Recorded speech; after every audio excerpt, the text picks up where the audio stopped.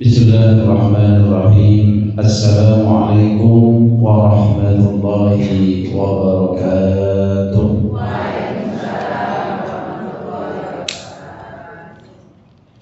Alhamdulillahil mubdi'ul mu'id, al-fa'al lima yurid, alladhi khalaqal khalqa faminhum syaqiyyun wa sa'id.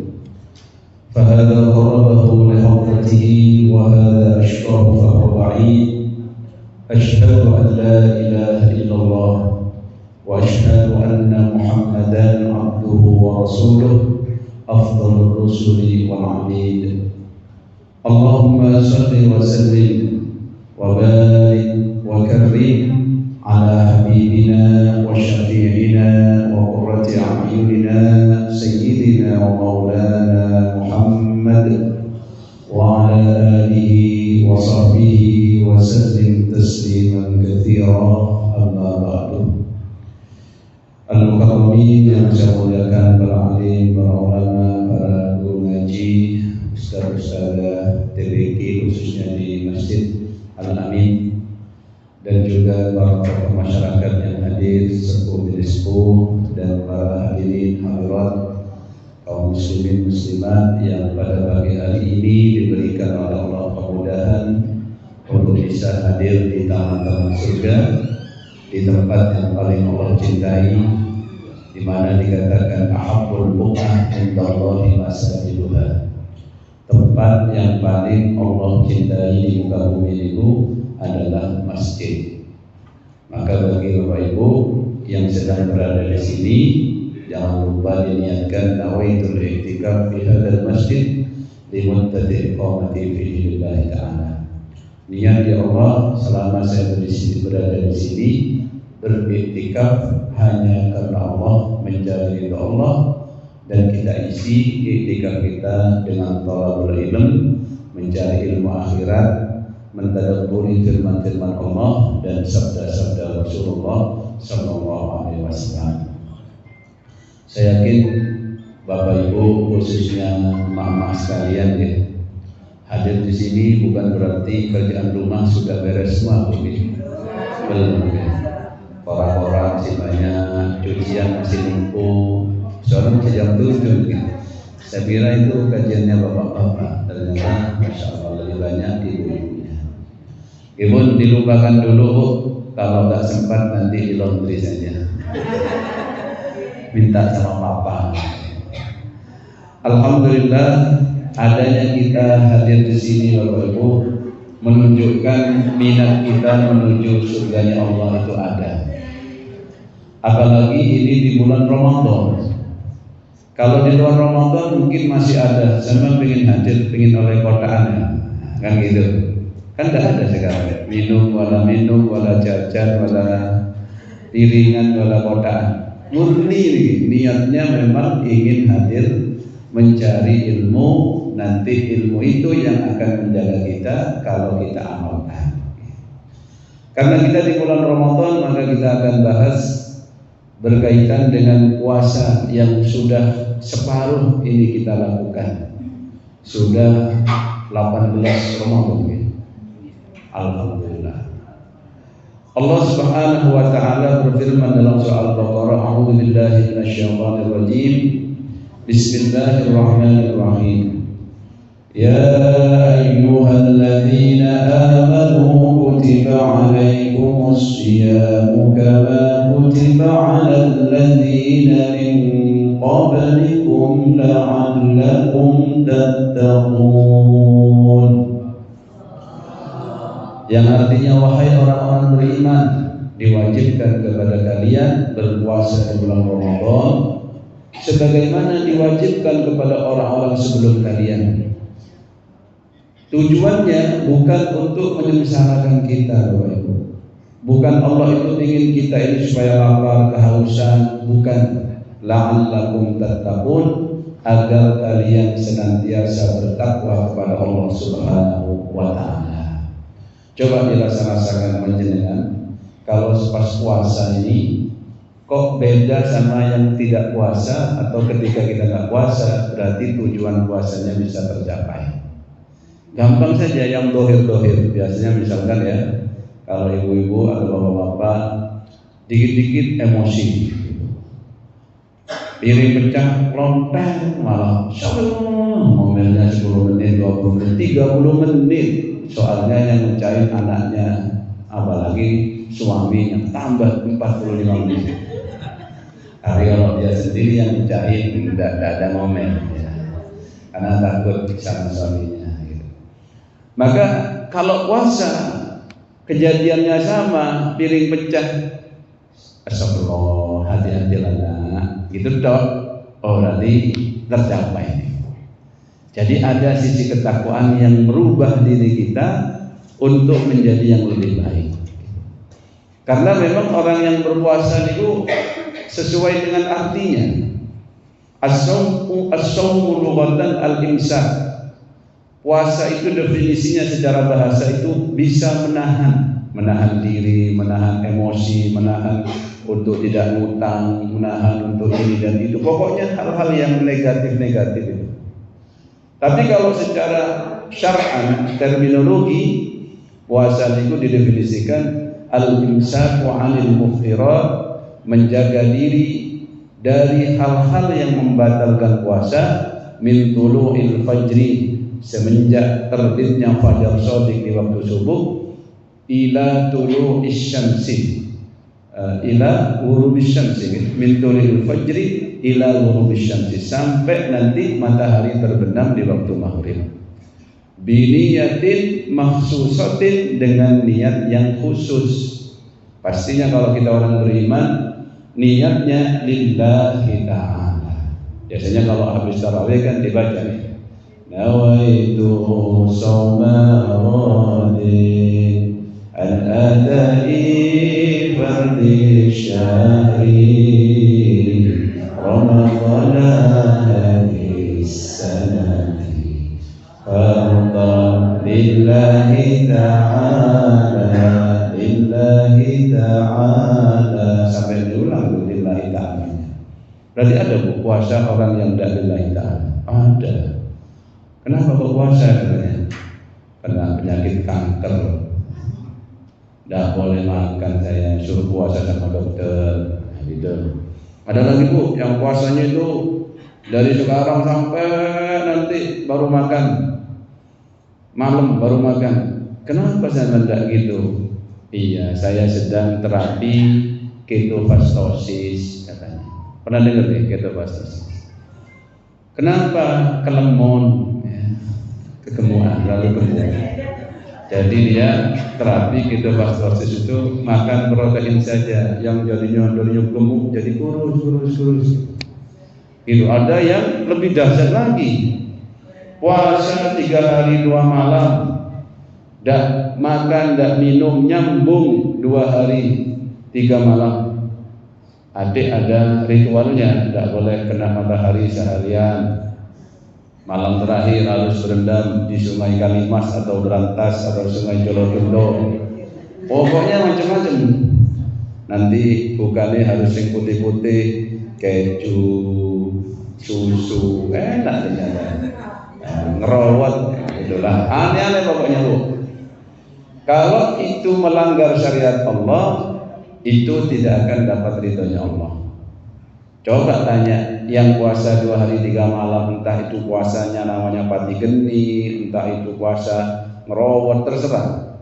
Kalau sudah dohirnya melanggar syariat, karena di Islam itu tidak boleh orang berpuasa 2 hari berturut-turut tanpa berbuka, itu haram, namanya shaumul wisal. Nah kalau sudah begitu, maka tidak akan dapat ridhonya Allah, tidak akan dikatakan takwa kepada Allah. Jadi orang yang demikian biasanya kalau ditanya jujur, sampean kok puasa sampai 3 dino nyambung, gimana? Iya aku lagi ngelakoni ilmu. Ilmu apa niku? Semar mesem. Ya, mesemin bojone tonggo iku lho dikatakan. Begitu, itu ilmunya beda itu, bukan la'allakum tattaqun. Atau ini saya lagi ngamalin ilmu kebal. Cek dibacok mendal, ditembak, wah, pokoknya lah kebal, lakak-lakak, cuman guyu-guyu dok, cuman dijewet mati, ya, repot. Nah, ini niatnya sudah keluar dari la'allakum tattaqun. Kenapa ikhwatal iman? Allah itu memberikan syariat puasa itu memang agar kita ini bertakwa. Bukti ya, kalau di luar puasa kita itu maksiat itu atau ibadah itu lebih banyak sia-sia usia kita. Misalkan 12 jam di waktu siang, kalau dia ini tidur ya sudah tidur. Kalau dia ini main HP 2 jam hilang. Kalau dia sambil kora-kora sambil ngomel ya berarti ya terhitung seperti itu gitu. Atau apapun yang dilakukan 24 jam itu banyak sia-sianya. Paling ibadah yang mahdhon itu berapa jam kira-kira kalau tidak puasa tuh? 1 jam ya, mantep pun 1 jam. Sholat jenengan sekali sholat berapa menit tuh? 5 menit muspol itu. Ya, jenengan pas mau sholat rebus air, itu biasanya 2 menit buat takut kosong airnya. Kan? Nah, kalau sholat jamaah ke masjid bisalah 7 menit, bisa tergantung imamnya baca surat apa. Tapi kalau sholat sendiri biasanya 3 sampai 5 menit. 5 kali 5 cuma 25. Ngaji juga begitu, tidak sekuat kalau nonton TV. Kalau nonton TV itu serial drama bisa 1 jam sampai royoan sama anak. Ibu, kalau usah diganggu. Nah, gitu. Atau nonton drakor bisa 2 jam. Tapi kalau suruh ngaji 2 jam itu pun posisinya gak karu-karuan, pindah kanan, pindah kiri, kemeng, pokoknya lah. Memang itu ujiannya di surga itu begitu loh. Tapi kalau kita puasa nih 24 jam, setidaknya kita 12 jam lah dalam kondisi ibadah kepada Allah. Sambil tidur ibadah, sambil nyuci masih dalam kondisi ibadah. Walaupun jangan kasih alasan nanti dibangunkan, mak ayo nyiapin buko, wong ibadah jadi ganggu Mas. Repot ini. Soalnya katanya aku ini poso, turu ki wis ibadah. Jangan diganggu. Nah, itu repot itu menyalahartikan dalil. Lah ikhwatal iman, belum lagi kalau kita isi puasa kita itu dengan hal-hal yang positif, kayak panjenengan hadir ke sini. Tadi pikiran sudah 15 menit nih, sehingga ala bi dzikrillah tatmainnul qulub. Kalau panjenengan banyak zikir, tenang hatinya, Bu. Tenang deh, lupakan nih. Tapi kalau zikir kok jenengan masih ganjel, harus diperiksa, takut hutangnya enggak lunas. Kalau hutangnya dia enggak lunas-lunas, memang itu mengganggu. Mengganggu. Katanya dalam hadis itu hutang itu membuat kita ini humum, membuat kita ini enggak tenang. Ya lumayan tapi ketika dibuat zikir daripada dibuat mikirin tapi enggak cari duit untuk bayar hutangnya. Atau mungkin ada dosa besar yang belum kita tinggalkan sehingga zikirnya itu sulit untuk merasakan ketenangan dalam zikirnya itu. Karena orang itu kalau dalam kemaksiatan atau dalam jatuh dalam keharaman biasanya tidak tenang. Ibarat misalkanlah orang yang jatuh dalam dosa zina perselingkuhan, HP-nya itu mau diambil ibunya atau saudaranya atau pasangannya, jangan dikasih passwordnya berlapis 3 misalnya. Inilah passwordnya banyak sekali, gitu ya. Nggak tenang itu. Sampai dikatakan hadis itu sesuatu yang halal yuridut tuma'ninah, membuat hati menjadi tenang, tetapi sesuatu yang haram membuat hati itu gundah gulana. Jadi kalau hati selalu gundah gulana, dicek. Mungkin punya hutang tapi tidak disaur-saur, padahal punya duit, sehingga masuk dalam kategori dolim. Katanya matlul ghani zulmun, orang yang punya uang, punya hutang tidak bayar-bayar, ditunda-tunda bayar hutangnya, ini dolim. Maka dia dalam kedoliman, akhirnya gak tenang. Ketemu yang punya itu, wah darmi dek pun, aku tak melahirkan. Mau hadir pengajian ngeten niki, sik wah darmi lho mboten ndi ya. Oh, longgone nek ngarep selamat aku tak ampuri. Begitu, enggak tenang gitu. Maka panjenengan bisa hadir ngeten iki, mantep Masya Allah, bisa. Soalnya kalau punya masalah, mau hadir kumpul kayak gini dulu, enggak tenang. Entah masalah nipu orang, entah masalah dolimi orang, takut sama orang itu. Satu itu enggak enak hidup. Malah ketemu satu gang itu, balik cari gang lain gitu.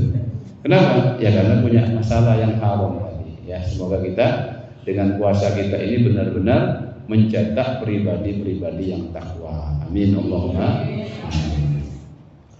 Takwa itu Bapak Ibu gampang untuk diucapkan. Bahkan kalau yang laki-laki kita ini senantiasa diingatkan menjadi rukunnya khutbah Jumat. Sebelum khotibnya naik mimbar itu sudah siap-siap. Setelah menyampaikan khutbahnya sudah harus ada rukunnya. Ittaqullah, bertakwalah kepada Allah. Usikumullah, saya berwasiat nafsi wa iyyakum bitaqwallah, untuk senantiasa bertakwa kepada Allah. Kenapa kok sering-sering diingatkan itu?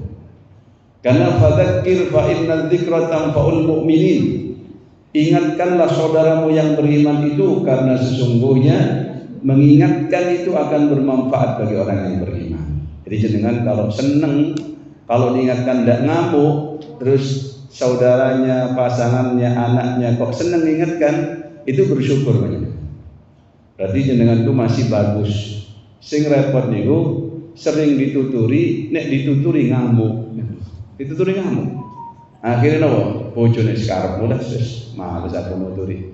Kalau sudah tidak mau Bu, yang nuturi pinggir-pinggir niku lho pun pegah. Bahasane niku alah gak pada yang dituturi wis gak mental. Akhirnya tidak ada yang ngingetin kita. Nah niku Bapak Ibu celaka kita. Kenapa? Karena kita ini kadang muhasabah dirinya itu lebih lemah kalau dibandingkan dimuhasabah oleh orang lain. Jadi kalau ngoreksi kesalahan orang pinter, ngoreksi kesalahan sendiri itu kadang lebih sulit. Dan kalau ada yang mengingatkan, berarti kita bersyukur. Ada yang masih sayang, masih care dengan kita, masih cinta dengan kita karena Allah Subhanahu wa Ta'ala. Maka bertakwa niki memang harus sering-sering diingatkan. Jadi panjenengan ibu-ibu kalau mengingatkan suaminya, jangan sekali dua kali saja kemudian kabur. Diingatkan terus. Karena manusia itu memang begitu. La yusammal insanu insanan illa bikafratil khata'i wan nisyan. Katanya tidak dinamakan manusia itu dengan bahasa al-insan karena memang banyaknya salah dan lupa. Lupa lagi, besok lupa lagi. Pokoknya gak lupa kalau punya istri jenengan gitu aja lah. Ya. Atau punya suami, ini suaminya gak lupa, itu bagus. Tapi kalau pernah sesuatu salah, pernah kepelusuh, pernah melanggar, ini ya wajar, itu manusia. Manusia itu punya nafsu. Nafsu itulah yang membuat dia kadang tergoda. Walaupun di Ramadan itu.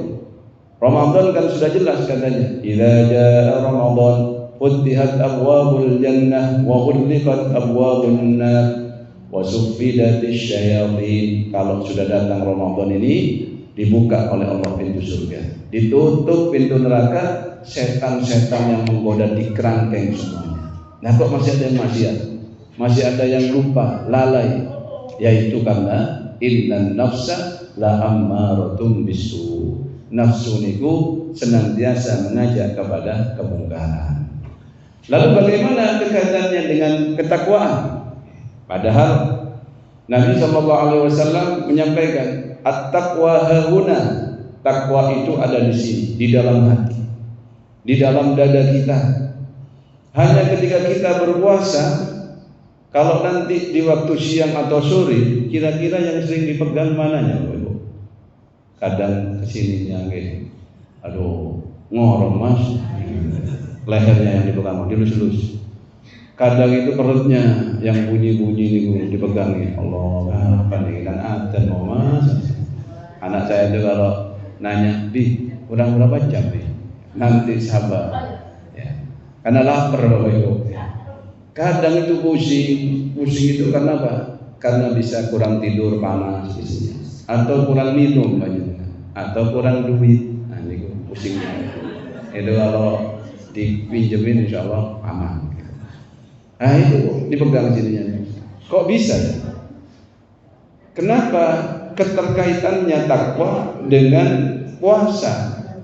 Kenapa kok Nabi mengatakan takwanya di sini, tapi justru kalau kita puasa sering pegangnya bukan dada, perut, atau bisa di bawah perut yang dipegang, ya ada bisa.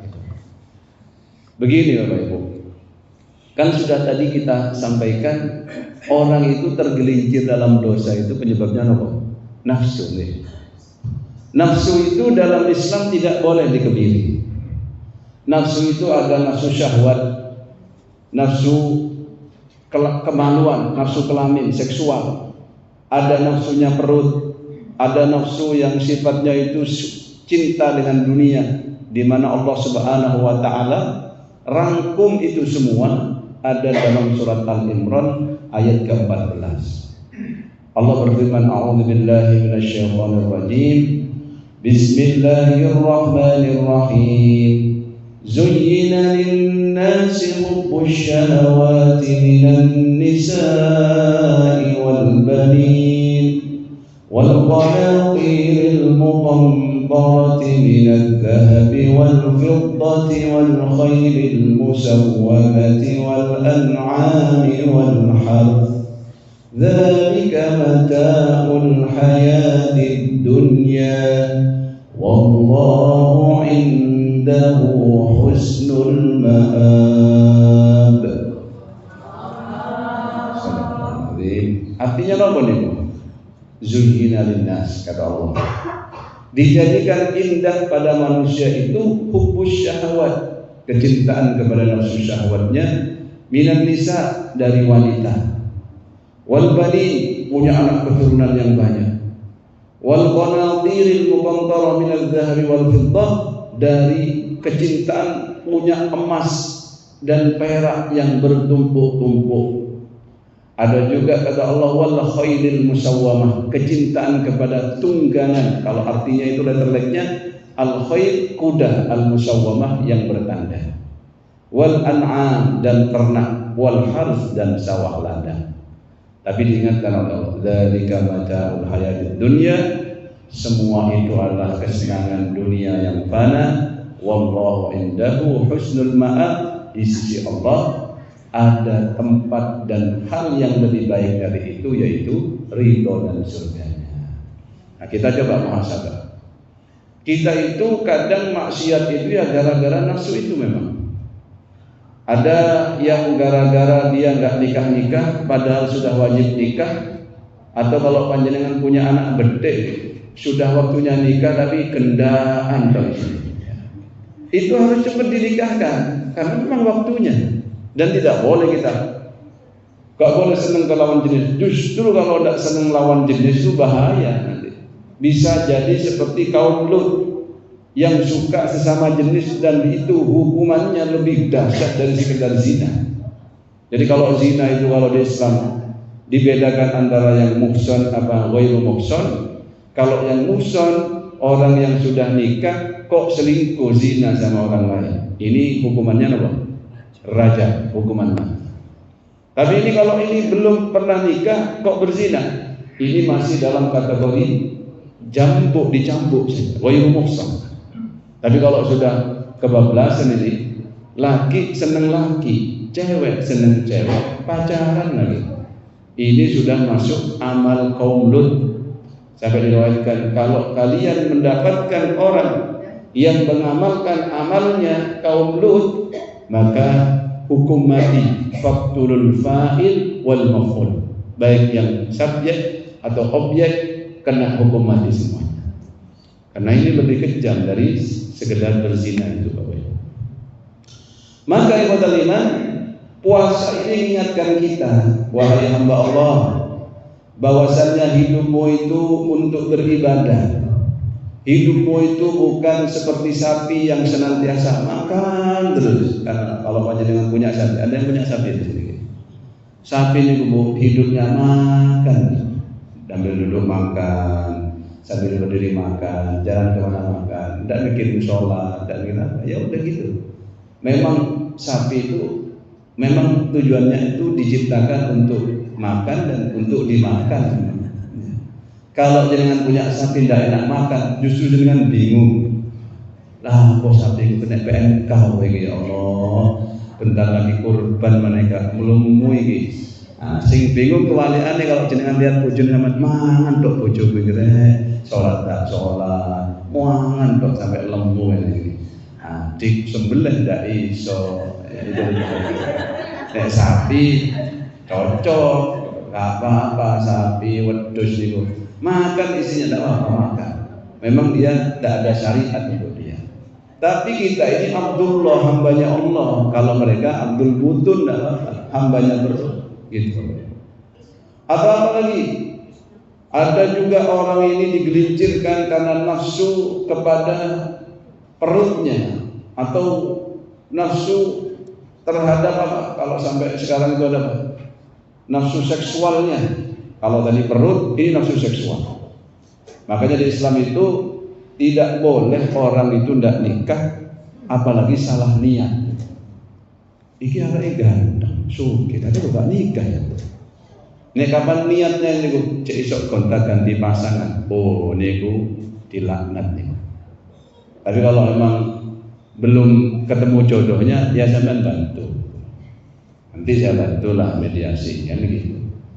Tapi kita kembali, lah orang nikah itu untuk terhindar dari nafsu yang melenceng kemudian dia berzina. Karena dalam zina itu wala taqrabuz zina. Jadi nafsu itu tidak bisa dikebiri Bapak Ibu. Nafsu itu harus disalurkan di jalan yang halal atau dilemahkan dengan berpuasa. Nah, berpuasa ini kalau jangan punya anak, "Mah, aku pengen nikah." Bagaimana, Nak? Kamu lo masih sekolah, belum punya penghasilan. Kalau tidak punya kerja nggak apa-apa, yang penting punya penghasilan. Kan tidak harus ya kerja. Misalkan tidak kerja tapi warisannya wakeh. Wis tidak usah kerja nak, awak mau ngeladeni ibu tak kayak kos-kosan 50 kamar. Kan enak. Tidak usah kerja itu, tapi nikah tidak apa-apa karena penghasilan ada. Gitu. Maka kalau nggak bisa seperti itu, wis nak awak mugi kurang ono penghasilan. Wis poso, sering-sering poso. Walaupun nggak Ramadan sampean sering-sering poso, cek tegangannya gak tinggi-tinggi. Bisa tertekan, tegangan itu agak di voltasenya diturunkan gitu. Sama kalau kita ini sedang punya nafsu syahwat yang lain, puasa itu bisa meredam.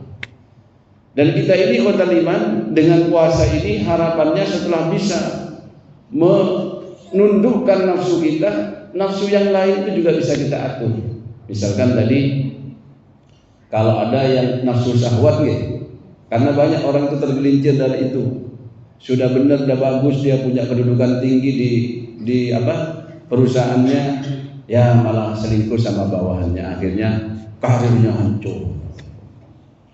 Udah bagus dulu itu jadi suami soleh, udah bener dia, pas kaya, mobilnya bagus, malah memberikan jasa antar gratis istrinya orang, apa itu, akhirnya jatuh dia daripada itu. Makanya di situ minan nisa.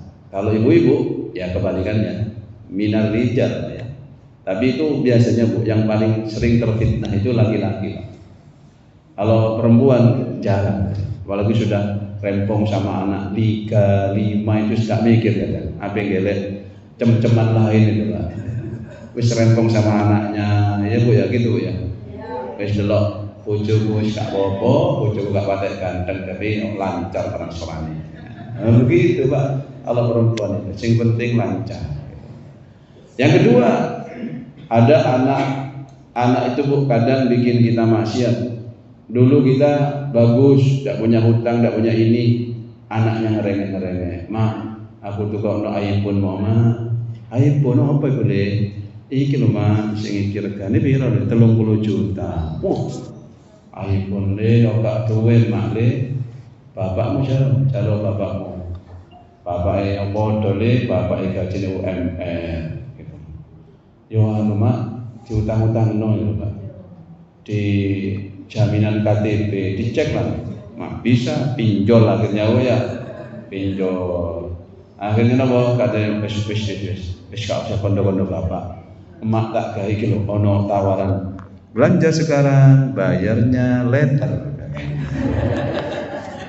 Akhirnya ngeleter Bu sampai bapak pas ngerti gemeter bapak.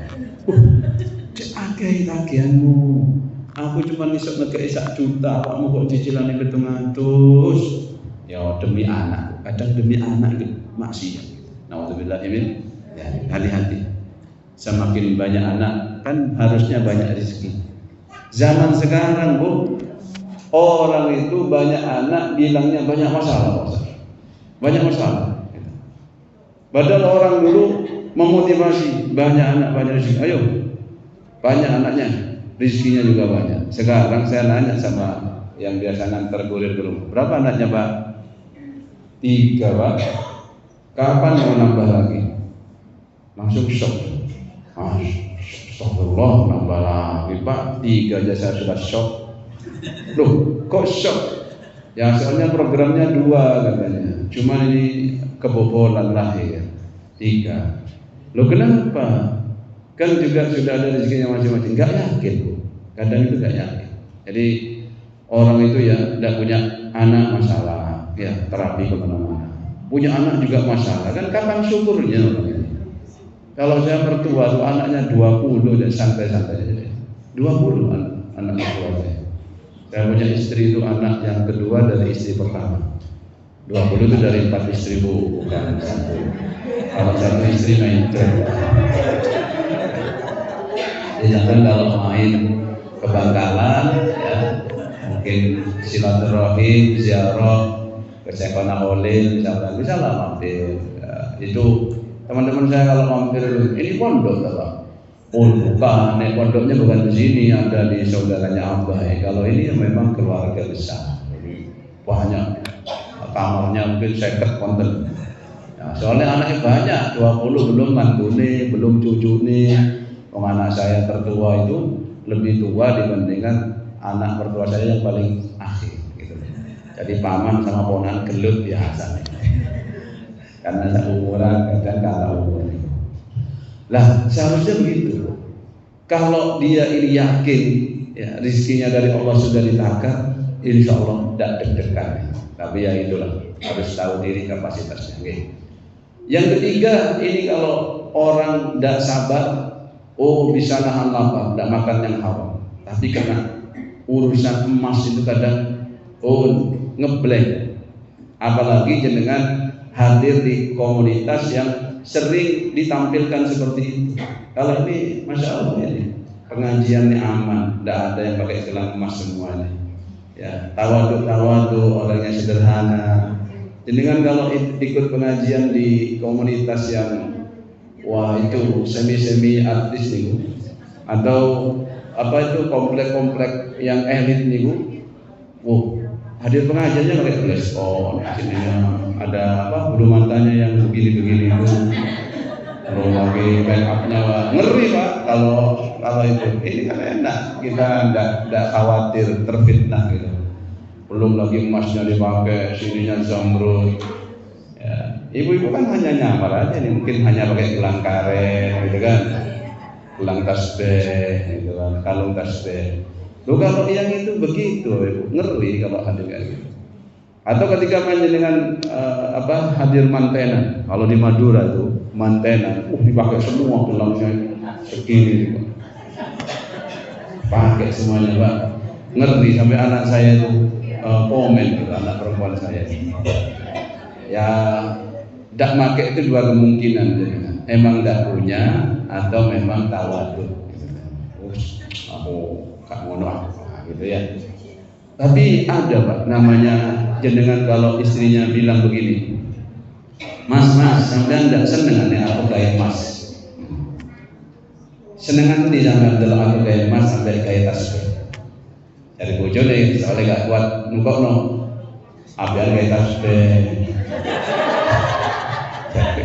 Aku kayak dikiran deh, sombong. Kalung juga tasbih. La ilaha illallah, la ilaha illallah, la ilaha illallah. Apa Mas? awakmu iku aku lo wis mahari biyen yo gelang karet. Cek nemene sampean iki Mas, kapan bondone sampean? Akhire abang ngersulo gak enak mencucu tok. Terus sak ngerek bojoku mencucu terus iki. Akhire aku gak kuat denek tuku emas saiki. Sak gram pinten sekarang pun Mas iku? 2,5 juta. Allah. Ya kan nek kalung iku Dek, di 3 gram 5 gram Dek ya. Allah, ya apa iki? Akhire gak sabar bojone nyicil, Bu. Beli emas nyicil. Niku riba. Gitu. Jenengan kalau beli emas niku harus cash gitu. Sampai jadi MC cash dicoba gitu. Kalau beli emas harus cash. Kemudian harus takobut. Enggak boleh nyicil niku. Pun jangan percayalah program nyicil emas, khawatir sampean salah niat, salah akad, akhirnya nopo riba. Jadi emas itu kan duit. Beli duit dengan duit itu tidak boleh, kecuali cash niku kalau emas niku. Jadi beli cash, kemudian berapa 10 juta. Oke, berapa gram 10 juta? Mana emasnya? Sampai bawa. Andaikan kurang duitnya jenengan, itu riba. Misalkan, duit saya kurang 2 juta, aku tak boleh sedia. Besok minggu depan tak balik, tak sauri, tak bayar, tak lunas. Itu riba. Namanya itu riba nasi'ah. Nah riba ini dosanya besar ya. Maka kalau kita ini gara-gara emas itu kok ngeriba, waduh dosa gitu loh. Sama dengan tadi gara-gara anaknya ngeleter itu ada ribanya, dosa lagi gitu. Adik cicilannya sampai 5 tahun, dosa 5 tahun gitu. Oke. Dan itu dosa besar. Terus emas juga untuk ya aku mudik bikin beda ya, kayak emas, cincin emas, ini emas apa? Tapi nyicil semua, berarti riba lagi. Terus abis pulang mudik ditanya, Mas, sampai niki mudik kok kayak apa Pak Dewi? Ya kayak gini, Penter 97 ini, Penter mania. Allah Mas, amanah bawa sana, aku sudah Mas. Suwe nang Surabaya, mulai nang desa, penter meneh. Aku delok sampean sampe gemeter. Kateko. Terus siapa Dek? Ya saya ganti expander motor tulen. Ya gak kuat aku nek tuku, nyicil. Nyicil lagi Bu, dosa lagi. Dosa tok isine Bu. Masih dosa, hampir dosa, mobil dosa. Akhirnya ketika mudik niku ngeliyang-ngeliyang ngene niku. Persis niku dengan firman Allah, alladzina yaquluna ar-riba la yaqumuna illa kama yaqumu alladzi yatakhabbathu asy-syaitanu minal mas. Orang yang makan riba, pakai riba kata Allah, tidak akan bisa berdiri tegak kecuali kalau dia berjalan sempoyongan kayak orang kesurupan gitu loh. Makanya kalau pas tidur, mas kok minggir mas? Kayaknya cicilannya belum lunas ya. Dan itu ada ribanya ya Allah. Hutang itu Bu, bikin riba bikin dosa. Itu semuanya itu nafsu itu. Belum lagi nanti urusan ternaknya, belum lagi urusan tanahnya juga riba, ini riba semua. Nauzubillahi min dzalik. Pun Ramadan niki ya Allah saya sudah latihan. Urusan makan saya sudah dilatih oleh Allah. Yang biasanya kapan saja saya bisa makan, tapi sekarang dilatih tidak boleh makan di waktu siang. Itu sebenarnya pelajaran. Kalau kamu bisa mengatur nafsumu, lalu nafsumu itu tunduk kepada syariatnya Allah, maka nanti nafsumu akan kembali kepada Allah menjadi nafsu yang mutmainnah. Kalau nafsu mutmainnah itu nanti akan sesuai dengan firman Allah, ya ayyatuhan nafsul mutmainnah irji'i ila rabbiki radiyatan mardiyah fadkhuli fi ibadi wadkhuli jannati. Suruh masuk ke dalam surga. Tapi kalau kita yang ngikutin nafsu terus, gak mari-mari begitu. Apalagi punya prinsip setiap 5 tahun harus ganti mobil. Aduh, berat. Apalagi yang PNS suaminya berat lagi. Ada yang PNS suaminya. Nanti ditanya, Mas, sini Mas, aku tak lihat SK-nya sampean Mas. SK-nya, di SK SK kerja sampean kudu PNS di. Tak sekolah no sampean jalur mobil. Nang ndi Mas? Tak kadekno wis. Waduh Mas, kok nek lulus aku tak delok ya. Belum lulus sekolah lagi. Lulus. Kuliah meneh. Postdoktoral. Gak lulus Pak. Ujiannya PNS. Dan itu bisa melemahkan iman Bapak Ibu. Saya itu kan juga PNS, saya ini dosen agama Islam di perguruan tinggi di Politeknik di Surabaya. Dulunya ITS, sekarang itu kalau kena omongan kan begini, bisa nek sampean PNS, nek gak nyicil tak bakal duwe omah. Omongan enak Surabaya, ayo lho. Terus lagi, wis sampean nek tuku mobil kok ojo sing bekas-bekas, gak ngerti mesin sampean kok ketipu. Wis tuku sing nyar. Ya akhirnya harus gadaikan SK. Itu saya lawan loh Ibu. Bagaimana kita melawan itu? Pokoknya bagaimana caranya tidak jatuh dalam dosa besar. Soalnya dosa besar yang model itu sekarang itu banyak Bapak Ibu. Saya punya teman itu sampai ngedrop otaknya itu hang, padahal dia S3 bareng dengan saya. Saking hangnya itu mungkin ya sampai mobil saya dibawa kabur Bapak Ibu. Ya. Kenapa? Kebanyakan pinjol. Pinjolnya aplikasinya kebanyakan. Orang sekarang ini mau maksiat di kamar bisa Bapak Ibu.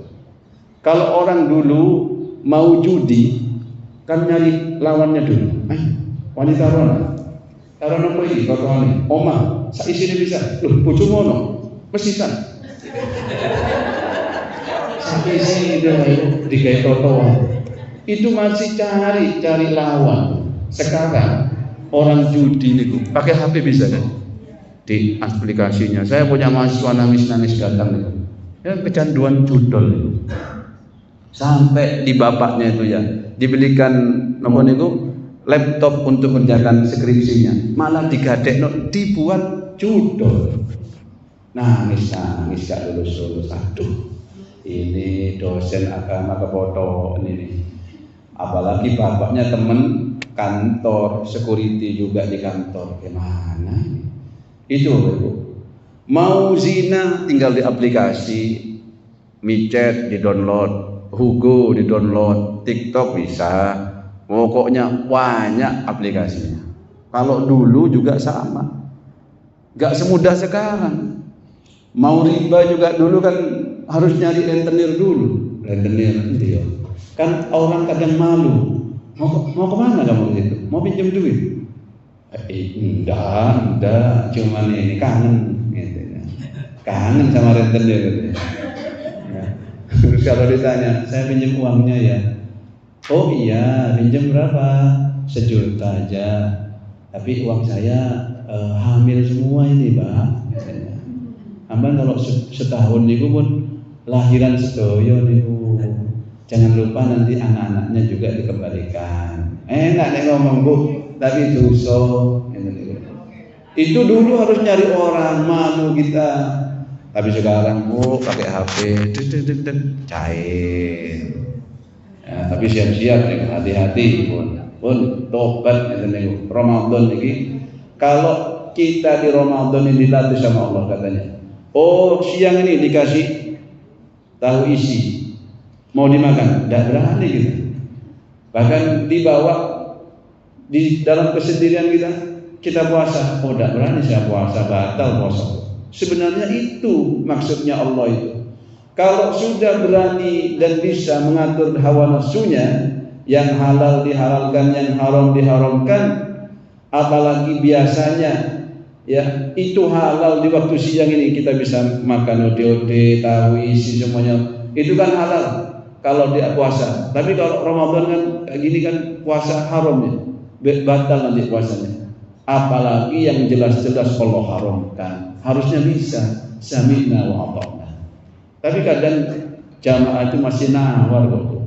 Sudah jelas-jelas. Misalkan tadi dituliskan, dzalika bi annahum qalu innamal bay'u mithlur riba wa ahallallahu al-bay'a wa harrama riba. Itu karena mereka mengatakan, oh ini jual beli, ini bukan riba ini katanya. Aku beli emas kok, punya saudara itu gitu. Saya beli apapun tak layani, tapi nek nyicil beli emas, nyicil kata layani. Ya riba, betul dia itu. Khawatirnya nanti beli emas kan, kemudian emasnya dijual kan dia akhirnya dapat duit lagi. Itu. Akhirnya dia jatuh pada riba. Riba itu yang minjemin dosa, yang nyatet dosa, yang saksi dosa, apalagi yang minjem gitu. Sama-sama dosa semua. Kemudian Allah tegaskan lagi, wa ahallallahu al-bay'a wa harrama riba. Allah halalkan jual beli dan Allah haramkan riba. Masih ada nawar itu jamaah. Ustaz, kalau 0,5 bunganya gimana? Katanya. Ini kebetulan yang pinjemin instansi dari kantor. Saya sih tidak merasa keberatan. 0,5 kecil sedikit katanya. Tidak berat menurut saya. Beda kalau yang 10% yang mencekik itu bunganya itu. Apa masih haram Pak Ustaz? Apa jadinya harum? Gitu. Kalau 0,5, wah ini repot ini. Jelas sudah diharamkan masih ditawar. Akhirnya saya jawab, tidak pakai dalil pun, pakai dalil percuma nanti. Wes gini aja Bu, Ibu kalau saya kasih es krim, terus saya tulitkan sedikit teleknya ayam itu loh. Ibu mau tak masih jilat ini? Ya enggak mau. Ya udah wes itu jawabannya. Dikit, banyak atau sedang, nek namanya najis gitu. Nek namanya haram, dia haram pun. Ya. Jadi kita, Bapak Ibu, kalau kata Allah haram, udah kita katakan haram. Kalau kata Allah boleh, silakan boleh. Jadi jangan menentang. Kadang kan kita jelas-jelas terang-terangan nih, misalkan gitu, baca Quran. Yusikumullahu fi auladikum lidzakari mithlu hadzil unthayain. Allah berwasiat, kalau nanti ada yang meninggal dunia, warisannya anak laki-laki 2:1 dibandingkan anak perempuan, dan gitu. Pas meninggal, bapaknya juga nggak paham hukum, ya wasiat bapaknya. Nah, aku wasiat yo, nek bapak mati, bagian sing roto, sing adil, gak usah digawe royokan. Podo bapaknya anak lanang wedok podo kabeh. Nah ini wasiat bapak. Akhirnya pas dibagi protes yang perempuan Ustaz, ini wasiat almarhum dibagi sama rata. Tuh kalau saya digitukan ya saya akan jawab, oh mohon maaf. Kalau wasiatnya begitu menyalahi wasiat Allah, di mana Allah berwasiat dalam pembagian anak laki-laki dan perempuan itu 2:1. Ketika wasiatnya Allah berbenturan dengan wasiatnya makhluk Allah, maka kaidahnya la ta'ata li makhluqin fi maksiatil khaliq. Tidak boleh kita maksiat kepada Allah karena taat kepada makhluk. Terus gimana Ustaz? Wasiatnya ayah, wasiatnya ayah tidak usah dilaksanakan. Walaupun nanti ayahnya gentayangan, yakin niku kalau jenengan doakan ya Allah ampuni ayah saya, karena ayah saya niku tidak paham tentang pembagian hukum waris. Begitu Pak Ibu. Makanya jenengan kalau wasiat jangan nyesatkan anak. Jangan justru apalagi sebaliknya bapaknya. Nah, kalau bapak meninggal tolong ya bagian sesuai dengan hukum Allah. Malah jenengan yang perempuan nuntut. Oh, Bu ini ada Anissa, Kak Anissa, yang penting harus apa? Tidak pernah ada ketemu yang laki. Loh Mas, sampai kenapa nggak protes waktu di pembagian keluarga? Tidak enak saya Ustaz. Saya sendirian, udah anak bungsu laki-laki, yang lain perempuan kakak-kakak saya itu yang pinginnya dibagi rata. Dolim nih. Itu kan nafsu juga. Maka kata iman, berpuasa ini sebenarnya ingin mencetak hamba Allah bertakwa dalam kondisi apapun. Sesuai dengan sabda Nabi, ittaqillah haitsu ma kunta wa atbi'is sayyi'atal hasanata tamhuha wa khaliqin nas bi khuluqin hasan. Kata Nabi, bertakwalah kamu dimanapun kamu berada, baik itu dalam kesendirianmu atau bersama-sama dengan orang lain. Karena kadang Bapak Ibu, kita itu lebih takut dengan pandangan manusia dibandingkan pandangan Allah.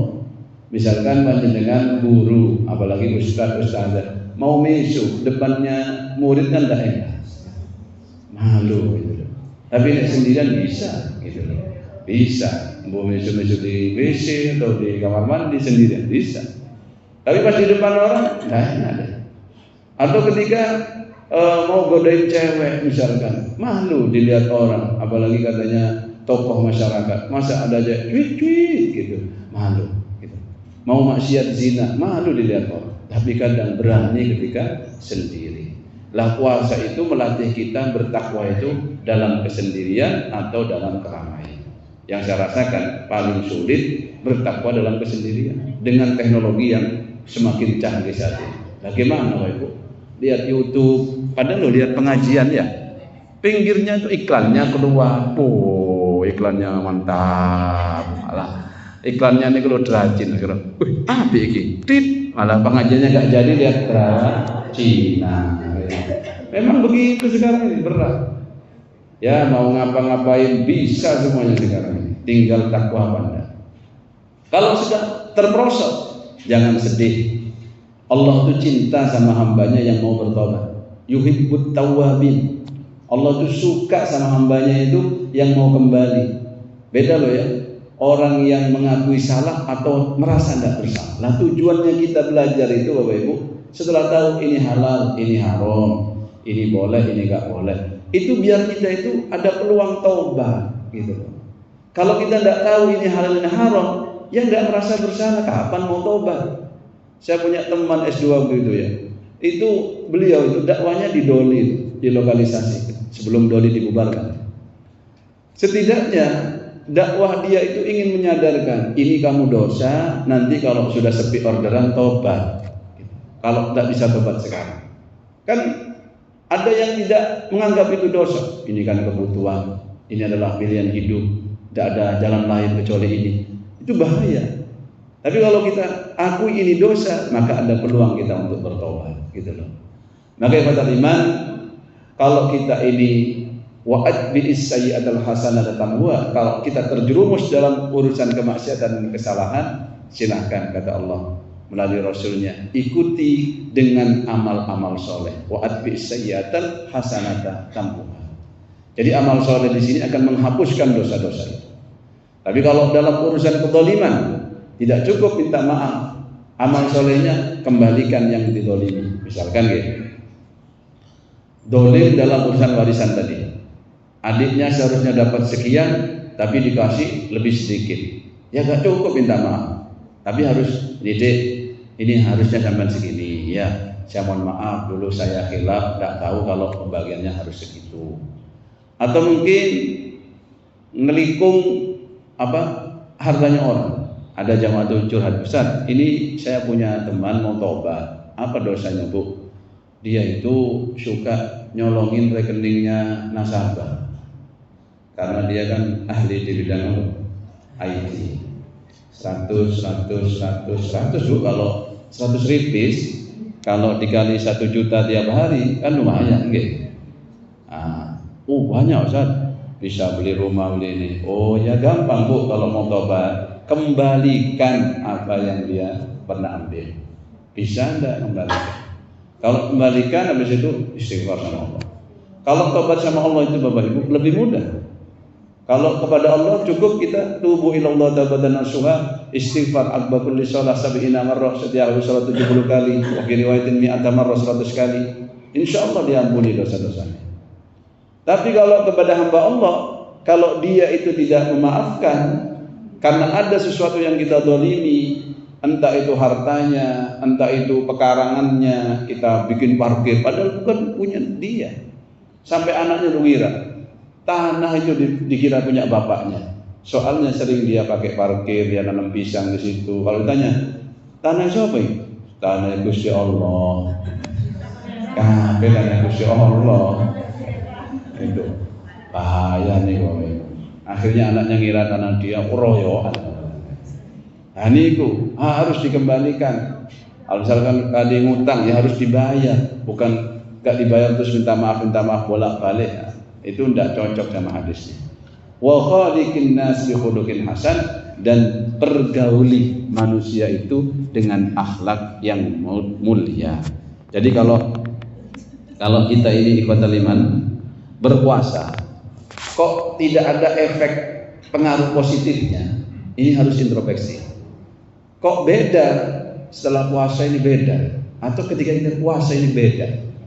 Biasanya suamiku tuh Pak Ustadz misuan, jadi kesandung misu, vlog misu. Tapi ini puasa enggak deh, tak kuat misu kayak Ustadz. Ada lagi kuat, karena luwe kayak aneh, lumayan. Biasanya kalau nggak puasa itu bisa ngerumpi 1 jam 2 jam merasa di sini. Tapi kalau puasa wis tak kuat. Ngabuburit, nyiapkan sahur, tidur dan lain sebagainya. Itu jauh lebih bagus. Jadi kata liman wa khaliqin nas bi khuluqin hasan, kita awali dengan keluarga kita. Jadi berakhlak pada manusia itu diawali dengan ibda biman ta'ul, siapa yang terdekat. Jangan sampai kita ini dianggap baik oleh orang sekampung, tapi ketika ditanya ke istrinya, gimana Mas Slamet ini bagus dah, alah pencitraan tok itu, medit itu medit, nek nang anak bojo medit, nek nang bojone wong ae loman, nah, tidak bagus Mas Slamet ini. Sama ibu-ibu gitu, oh kalau ke suami orang, enjing, yang ngomong nih loh. Baru pulang Bu, enjing. Aduh, sopannya luar biasa. Nanti dituntun sepeda ongkel ini kok dituntun bocor, enjing nembe mawon bocor. Bagus. Pas suaminya, loh Dek, wis mulai, wis delok takok. Dituntun lah, bocor lah. Nanti ditanya suaminya tetangga, enjing. Anjir dewe. Oh, kalau ke suami boso, bagus kalau boso. Kan nonton drama yang gila. Saya ini mohon maaf kalau bahasanya gak bagus. Saya orang Madura, ya. Cuman saya pondoknya dulu di Gresik, terus tugas ngajar dari Yaman, dulu ngajar ke Blitar. Jadi kumpulnya orang Jawa itu. Ya semoga aja ya, ketampesan Jawa ini gitu. Akhirnya bisa dididik ini. Makanya kalau boso ini bisa lihat, insya Allah gak gelutan. Pas boso itu terus boso. Jadi kalau marah-marahnya hendak mripate panjenengan mboten ningali to Mas. Nih gitu Mas, saure pun bosan. Nek gak poso jeneng, moto gak delok. Ini boso adem bojone niku. Langsung ditransfer terus, nggih. Niku wa khaliqin nas bil hasan, harus mulai dari orang terdekat. Kalau diakui sama istrinya bagus, berarti dia bagus. Kalau diakui oleh suaminya bagus, berarti dia bagus. Walaupun kata orang, kurang bagus itu judes loh. Ya memang sengaja dia kok, biar orang tidak suka sama dia, nggak terlalu senyum-senyum dok soalnya dia ayu. Nek nang bojone senyum dok, itu lebih bagus. Jangan kalau orang lain senyum-senyum, mesem-mesem, bojone medu-medu dok, bahaya nih, oke? Sama dengan anak juga begitu. Kalau anaknya bagus, berarti bagus. Karena kita ini sebagai dosen, sebagai guru, kadang ngajari anak sendiri emosian. Ya, kalau ngajaran orang enggak emosi. Ya, sudah paham anak-anak? Sudah, alhamdulillah. Sudah paham belum Bu? Ya ibu jelasin lagi ya. Enak nih ngajarin anak uang. Pas anaknya sendiri paham. Oh, kayak bapakmu. Kalau di Senin itu, ya. Oh makanya cok duluan tok aja. Coba sama ndak sama ngajaran orang. Kalau sama top. Makanya Nabi itu Bu, ketika ada seorang wanita nanya akhlaknya Nabi, sahabat tuh tanya sama istrinya saja, Ummul Mukminin Aisyah radhiyallahu anha. Pas dijawab sama beliau, khuluquhul Quran, akhlaknya Nabi itu kayak Al-Qur'an. Istrinya kalau masih penilaian begitu top berarti suaminya, ya. Berarti ini suami benar-benar soleh karena diakui sama istrinya sama anak-anaknya. Kalau cuma diakui sama istri orang, tidak cocok. Ya. Harus pengakuannya. Karena Nabi mengatakan, khairukum li ahli, sebaik-baik kalian adalah yang paling baik dalam memperlakukan keluargamu. Wa ana khairukum li ahli, dan katakan saya yang paling baik memperlakukan kepada orang tuaku. Maka ibu, kalau ada orang tuh kalau ditanya, "Loh, ini bapaknya mana?" Jawab deh, "Mati," katanya. "Loh, bukannya itu ya bapaknya?" Gak tahu bandani, bodoh aja, mati. Karena gak pernah nafkah ibu dibilang mati. Padahal orang sering ngopi pikir-pikir. Kalau suami ini repot, Pak. Kalau suami itu, Pak, harus solehnya itu harus tingkat tinggi. Salah satu solehnya suami itu kalau bisa menafkahi. Sholat di sini, rakaat pertama terus ini di sop pertama. Tapi kalau nggak pernah nafkahi, bukan soleh itu. Ya, toleh masih tolak. Betul, iya benar. Berapa kasusnya orang cerai itu gara-gara tidak nafkahi? Aduh, miris Bapak Ibu. Makanya ya, kalau tidak siap anaknya jangan dipaksa nikah itu kalau laki-laki. Karena nggak boleh memaksa anak laki-laki menikah. Kalau perempuan boleh. Kalau perempuan yang masih perawan, lalu yang melamar orangnya soleh. Orangnya bukan ahli fasik, boleh dipaksa. Tapi kalau laki khawatir nanti dia tidak tanggung jawab itu. Akhirnya apa? Disia-siakan anak orang itu. Belum lagi kalau emosian suka nempeleng dia. Allah, ke masjid tempeleng gitu. Repot ini. Ya. Sampai istri saya dulu itu tidak mau punya suami Madura. Tak mau saya. Karena terkenal Madura kasar. Oh ya oleh saya dia. Kapok ya. Ya kan? Makanya. Tapi tidak ada, alhamdulillah, nggak trauma sekarang. Setelah sering halus gitu, saya bilang enak kan, dari bojo halus, waktunya, gitu. Tidak harus, tidak harus Madura, tidak harus ini. Yang penting akhlaknya Muslim atau mukmin. Orang siapapun, suku apapun, kalau dia mengikuti ajaran Nabi, insya Allah dia benar. Insya Allah itu yang bisa disampaikan. Kalau mungkin ada yang mau ditambahkan, monggo. Ada tanya jawab, monggo. Silakan, monggo. Assalamualaikum warahmatullahi wabarakatuh. Waalaikumsalam. Terkait dengan yang tadi disebutkan, ini bukan apa itu istilahnya terkait dengan riba tadi ya. Riba ya. Dalam kehidupan sehari-hari kita ini tidak ada lepas dengan bank gitu Ustaz ya. Betul. Kalau beli rumah sekarang miliatan, gaji cuma 2,5, tidak mungkin beli rumah kan, karena nyicil gitu Ustaz. Nah, sehingga kita terpaksa nyicil. Apakah seluruh nyicil itu masuk itu semua atau ada nyicil yang nggak riba gitu ya, sehingga nggak kena riba, itu yang pertama. Dan itu ada bank yang menyatakan syar'i. Nah, apakah seluruh produknya itu syar'i semua atau enggak? Ya, begini, nah, ini agak sensitif ya Bu ya. Apalagi yang punya utang jangan tersinggung ya Bu ya. Apalagi yang cicilannya kurang 10 tahun, aduh ya. Saya ini soalnya ya pernah terjerumus dalam urusan itu. Saya itu dulu ya butuh rumah kan di Surabaya, ada yang bantu, saya minta yang syariah, ternyata ujung-ujungnya konvensional. Dan itu saya rasa dapat teguran lah. Salah satunya dari istri saya bilang gini, "Mas, Kak, sampean dulu awal nikah itu wajahnya ada cahayanya, bernur." Dia mengakui, bahkan temennya mengakui. Sekarang enggak ada. Saya mikir, ada apa ya? Berarti ini saya punya dosa apa? Saya cari-cari, introspeksi, kayaknya ini dosa KPR ini. Saya konsultasi sama ustadz yang lebih senior, karena saya waktu itu terpengaruh sama profesor saya itu. Katanya, riba itu yang mencekik. Kalau sama-sama menguntungkan, itu bukan riba. Waktu itu butuh rumah, maju aja gitu ya. Pakai pembenaran itu. Akhirnya saya konsultasi ke ustadz yang lebih senior, saya debat sama beliau. Mentok apa itu? Saya itu kena di hadis kullu qardin jarralahu manfaatin fahuwa riba. Setiap hutang-hutang yang menghasilkan manfaat, khususnya bagi yang ngutangin itu, maka itu riba. Katanya guru saya ini yang senior itu. Salah satunya kalau ingin ngelompatin hadis ini ditoifkan. Waduh, berat ini. Begitu. Intinya itu akhirnya saya bergejolak. Salah satu yang saya rasakan ya, tahajud itu angel. Terus ke masjid mau males, padahal saya ngontrak depannya masjid. Selevel ustad ngisi radio, masjid males kan gak lucu. Tahajud wangel, tahajud, sholat. Jadi orang soleh itu Bapak Ibu. Kalau sampean sudah masuk kategori orang soleh misalkan, dohirnya ada maksiat besar, ya. Kalau kena riba itu biasanya kadang nikmat ibadahnya hilang, nikmat zikirnya bisa hilang, begitu. Itu sih dianggap soleh, walaupun belum tentu soleh gitu.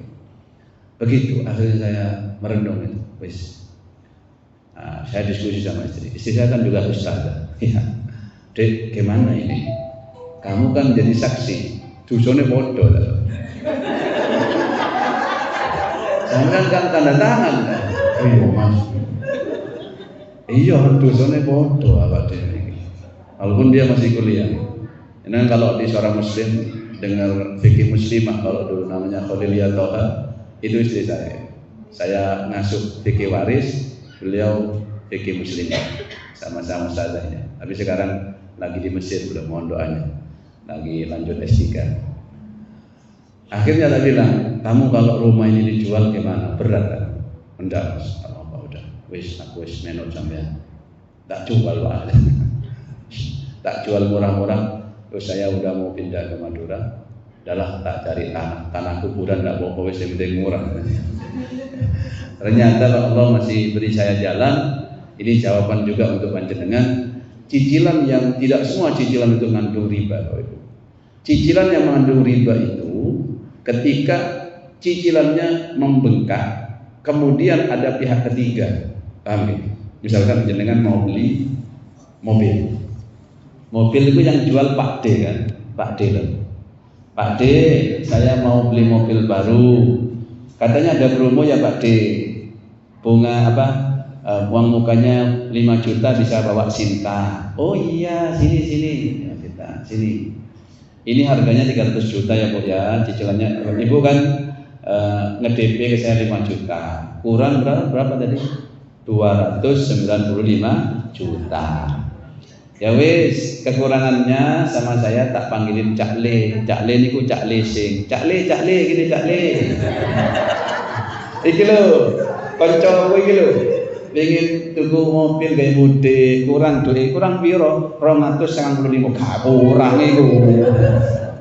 Akhirnya yo Cak Le iki apik disiliku Cak Le. Akhirnya sama Cak Le, ya wis ini BPKB ini tak pegang ya. Nanti sampean nyicil nang Cak Le, aku wis gak melok-melok cari Pak D. Aku wis mari urusan. Wis yo kono. Dan itu tidak mungkin 295, Pak. Pasti lebih kan? Lebih. Niku hamban itu hampir 2 kali lipat. Cak Le yang pegang. Dak nyicil sampean 3 bulan dicari, diambil mobilnya kan gitu. Nggih.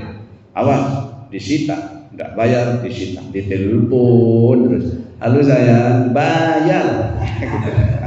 Begitu Pak. Itu berarti ada pihak ketiga. Saya alhamdulillah waktu itu setelah saya jual, terus saya sudah ancang-ancang mau pindah ke Madura lagi lah, cari rumah, cari tanah gitu kan.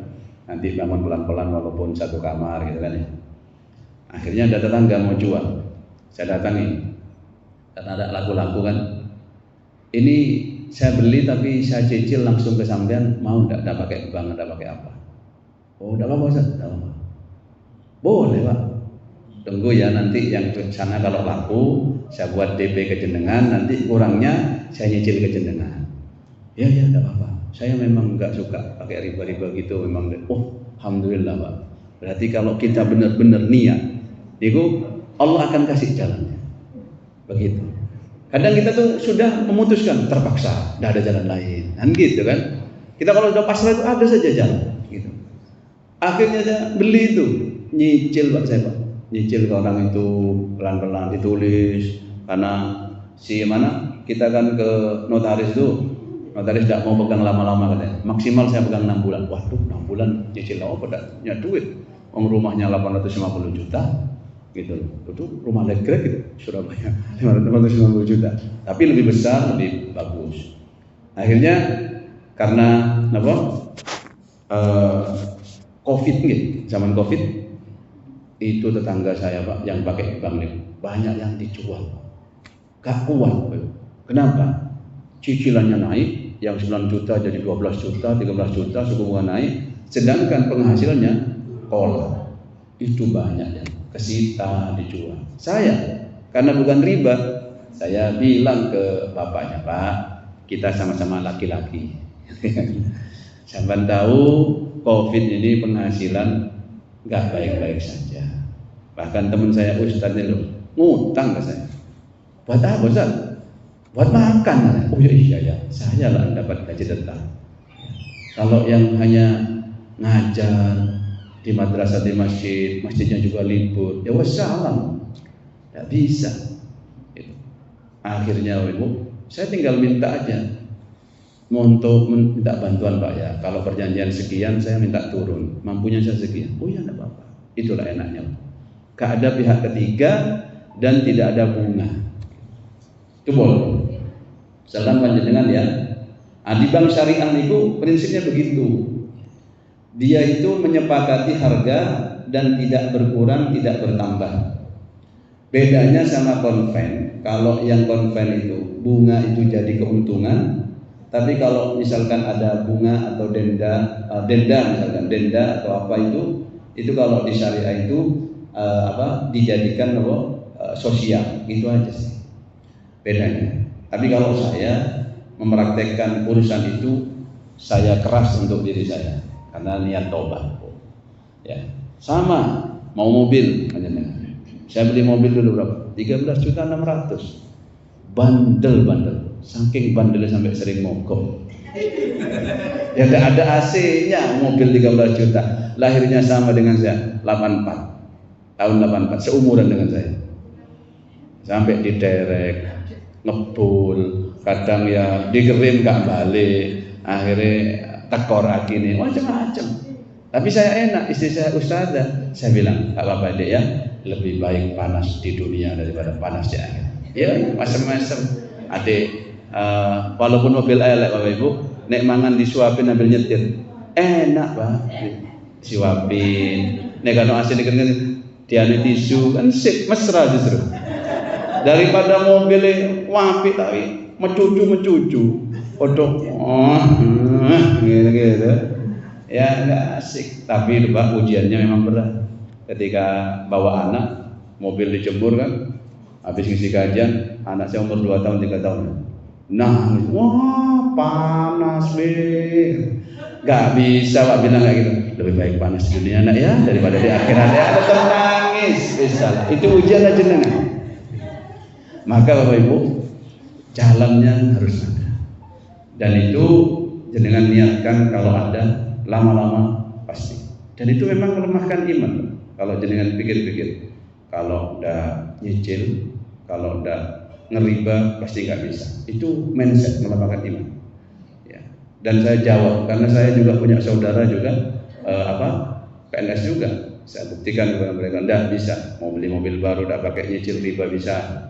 Kalaupun bekas cari showroom yang tidak ada pihak ketiga, ada showroom itu tidak pihak ketiga, berani dia. Jadi dia langsung nyicil ke showroom. Jadi nggak ada pihak ketiga. Ya riba itu gara-gara ada pihak ketiga. Tapi tidak semua sumber bank niku haram, karena ada bank niku biaya transfer, biaya ini, maka nggak mutlak dia haram, sehingga syubhat saja. Gitu. Tapi kalau yang kita minjem yang ada bunga itu, ya pasti haram. Atau kalau ibu-ibu kalau letter ada bunganya Bu ya, letter ya. Jadi pancinya riba, bajunya riba, HP-nya riba, riba semua. Gimana Bu jadinya Bu? Enak loh Bu, hidup gak punya utang tuh enak. Beneran, saya kasih tahu jenengan. Karena orang Bu kalau mati nih, yang ditanya itu urusan hutang yang membuat dia itu.